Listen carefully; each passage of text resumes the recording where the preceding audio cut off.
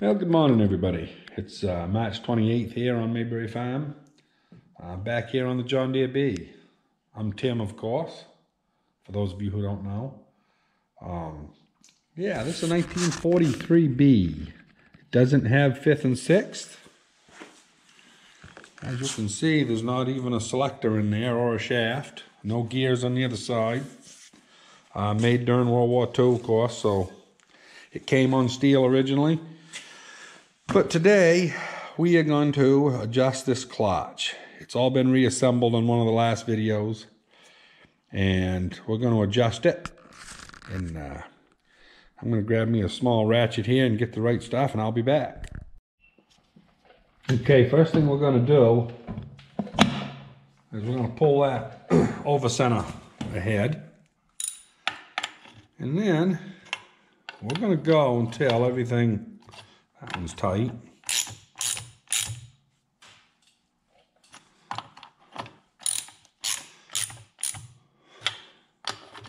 You want to just have them all equal so that that one's really tight.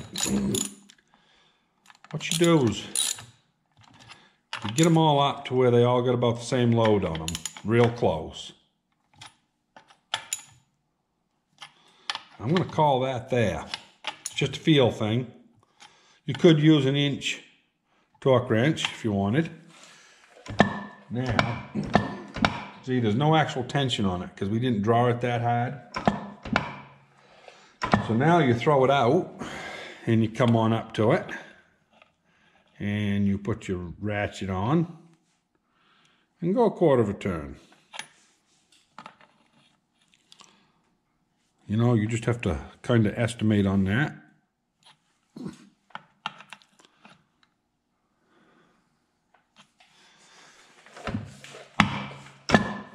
And then we'll go a little more. It's not enough.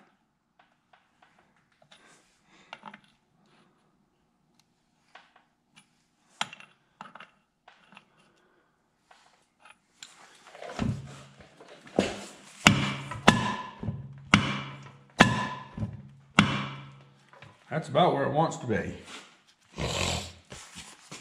And then if you wanted to, you know, you could check and make sure that there's none of them that aren't loose, but there's not. They're all just about the same. So anyway, the book says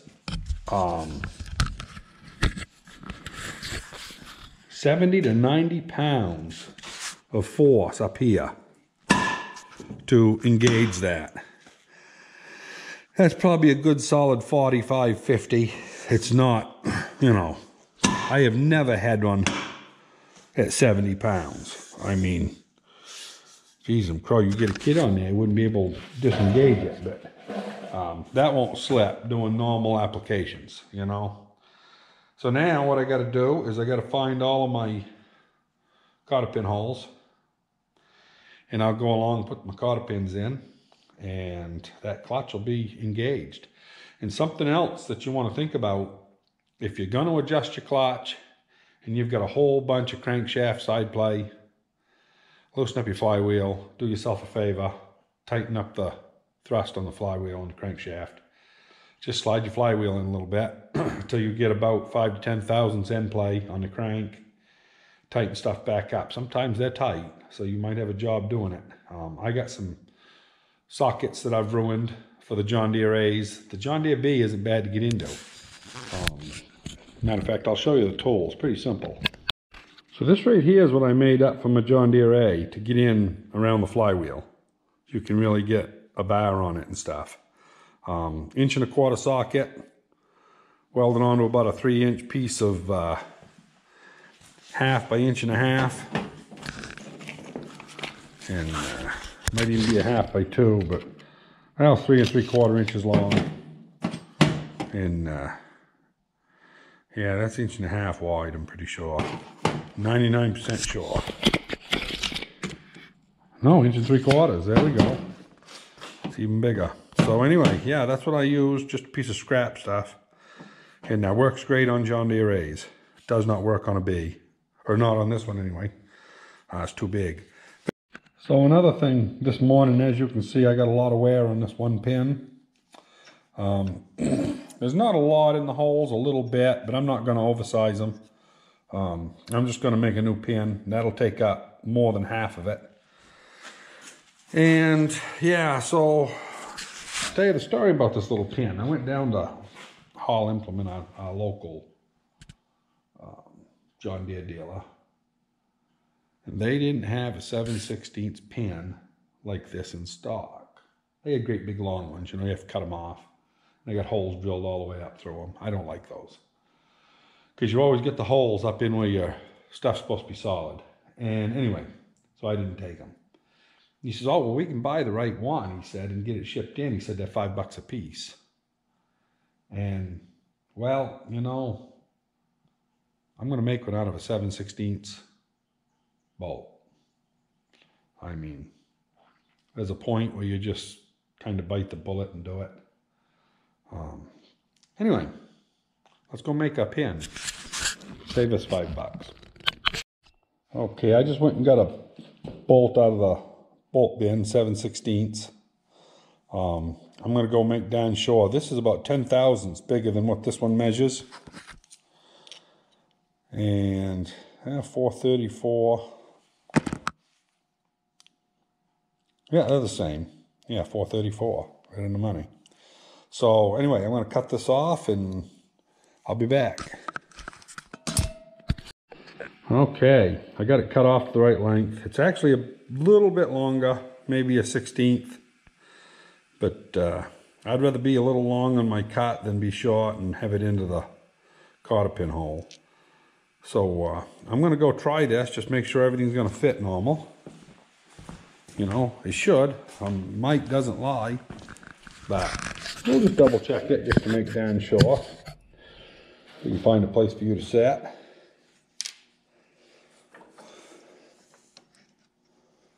Whoop, easy. Yeah, that thickness of that head isn't going to allow me. Oh, maybe I can get it in. Come on.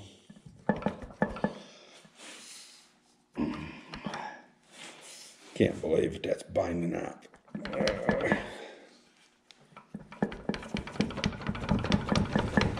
Come on.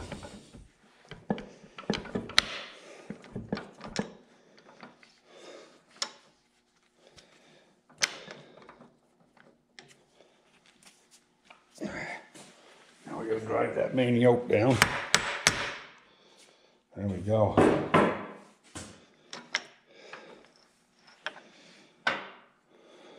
Huh. Yeah, I guess it's just enough rust in there, but it'll be good and tight. Goes through there all right.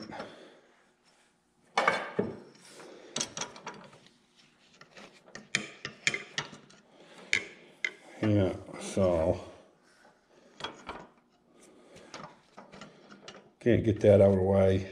That's all right.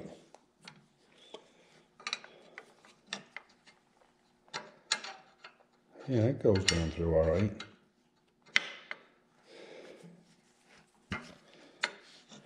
Okay.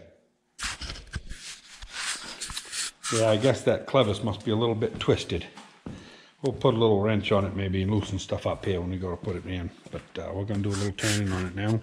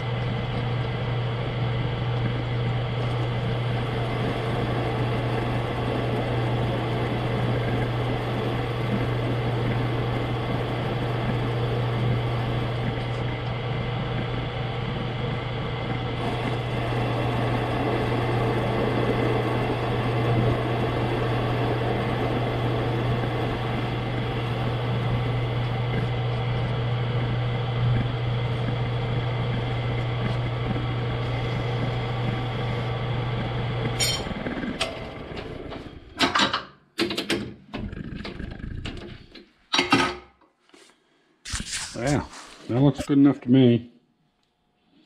So, nothing fancy. All I gotta do now is drill a hole in it, which always is the most difficult part. Yeah, I'm gonna make a little flat on here with a file, real small one. I'll prick punch it and I'll be back. So I went over and drilled it. That little flat won't hurt nothing. It's the best way to start a drill. You know, I probably could have gone a little less up on it, but that's all right. So anyway, they're both the same length to the cotter pin hole. You can see one's just a little bit longer. And yeah, actually when I trimmed up the inside of this head, because it wasn't square, it actually moved my hole, or the length of the pin a little bit, so it kind of screwed me up, but that's all right. The heads are the same size, which is what most people are going to see. So anyway, we'll go see if this will fit. Let's see here what we can do.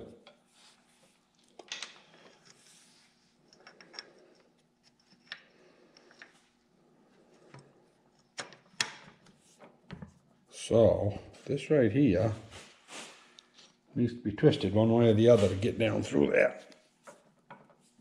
So I'm going to loosen up this jam now. So this right here is a 7/8.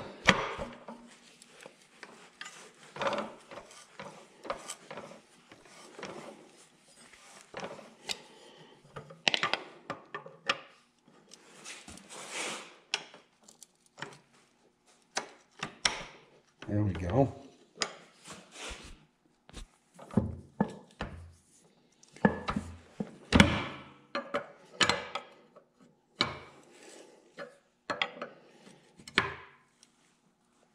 Jammed all up. That's pretty nice. Yeah. It took a lot of it out. I still got a little bit down here. And I've got bushings to rebuild these. I do them on the pin hone and stuff. I actually got a John Deere A1 that's all done. I haven't never used, but yeah. So I like that. Time to cotter pin everything. Well guys, I bought this thing here the other day because I was lacking small cotter pins. So I bought this Performance Tool, 1,000 pieces. And they go up as big as 5/32. I want to show you this here. I don't very often bitch about stuff. What's that measure, huh? I know it's upside down, but it measures 1/8 inch. That's the biggest one. These ones here that measure 1/8 inch, supposedly. Well, that one's 88 thousandths. Whoop. That was 90 thousandths. This batch in here, 90 thousandths. So, you know, if I went to sell something and it wasn't as represented, they'd have my ass. But these people, you know, but I got this old rusty bucket of older stuff that came out of the 70s. That's an 1/8 inch. 121. Oh, 4,000 clearance, good fit. You know, 120. But I gotta go wire wheel them all before I use them. But I can't get these things mixed up because there's one 122 on an 1/8 inch. You know, this is all stuff that I have actually, it sounds kind of crazy, but a friend of mine had a half a 5-gallon bucket he picked up in a auction or something, and he took out what he wanted and gave me a bunch more. And anyway, I ended up sorting through. Yeah, so, you know, I got a lifetime supply of 1/8 inch cotter pins, but it just irks me that, you know, you want some, you know, and I wouldn't mind, I changed my, never even finished a sentence. You know, it's not that, I never once said, hey, I don't want to pay anything for these. Give me the cheapest thing you can get. I don't care if it's junk. I'd rather have paid an extra $5 for that packet and had the right stuff in it. So anyway, that's just a little rant on cotter pin sizes. It's one of those things that if anything pisses me off, that does. But anyway, I'm going to go. I'm going to use my old stuff. I'm not going to show it because I got to take a couple of them, go over wire wheel them, and, you know, figure around with them. But I'll get them in. I'll show you when I get done. Okay, another little thing here to think about when you're cotter pinning these nuts on this. This engine turns this way. So every time it gives it a fire impulse, it's trying to drive what's ever in these bolts that way. So this isn't something I don't think they say in the book, but I always make sure that you put those in facing counterclockwise. And it's just one more little added thing in my book that will keep the cotter pin in. I got to be careful on this because stuff is worn here to the point where I'm right out against the cover. And so I kind of trim these off, kind of funny. But yeah, so that's how we're doing it. And as you can see, it turns this way. So every time it gets a fire impulse, it's driving the cotter pins that way. So the legs could wear off of them and they'd stay in until, you know, you shut it off. But anyway, I'm off probably half a hole right there. And this half a hole doesn't change your setting on this at all, really.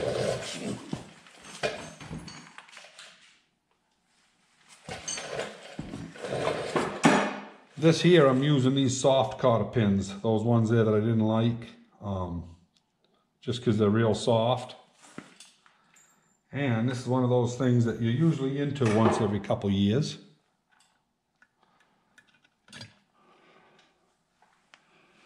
So, yeah.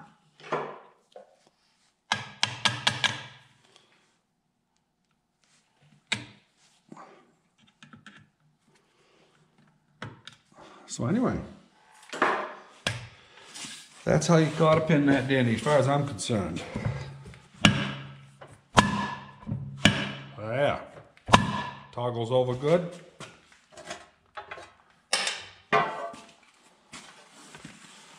As you can see, my cover's a little worse for wear, but it does tend to stay on.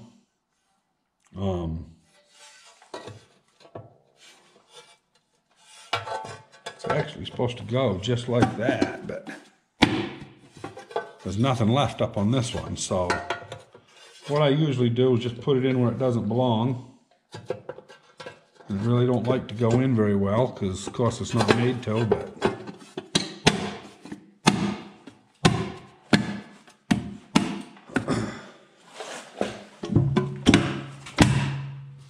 And it always runs out.